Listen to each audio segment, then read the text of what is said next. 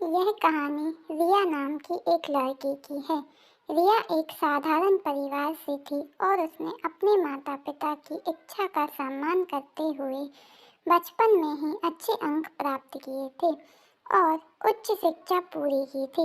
एक दिन रिया की शादी एक अच्छे परिवार में हो गई। उसके पति अमन एक अच्छे और समझदार व्यक्ति थे, लेकिन उनकी माँ और बहन दोनों ही रिया के लिए एक कठिन चुनौती बन गई।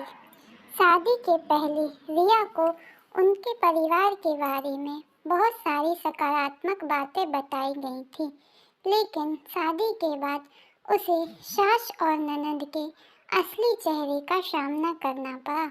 रिया की सास शारदा देवी को हमेशा किसी न किसी बात पर शिकायत रहती थी। कभी वह रिया के पहनावे को लेकर नाराज हो जाती, कभी घर के कामों को लेकर। सास को यह लगता कि रिया घर का काम सही तरीके से नहीं करती।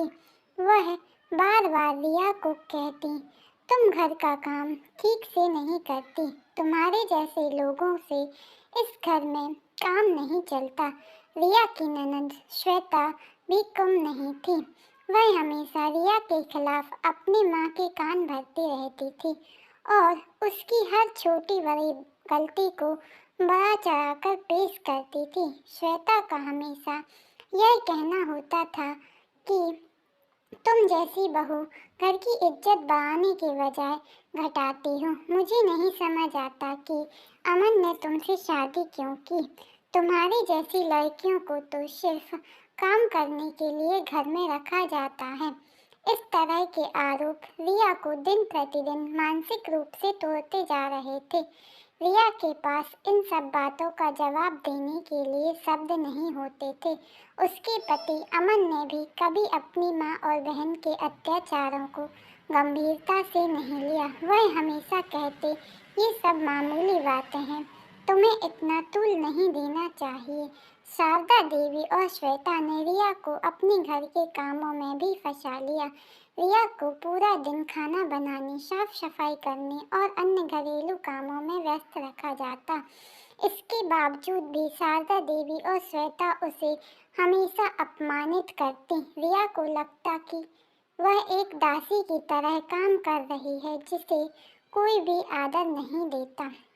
एक दिन रिया को पता चला कि उसकी सास और ननद उसके पीछे उसकी खराब आदतों के बारे में बुरी बातें कर रही थे। वे रिया की कमजोरी का फायदा उठाते और उसे मानसिक रूप से परेशान करने का कोई भी मौका नहीं छोड़ती। रिया को समझ नहीं आ रहा था कि वह किससे मदद मांगे।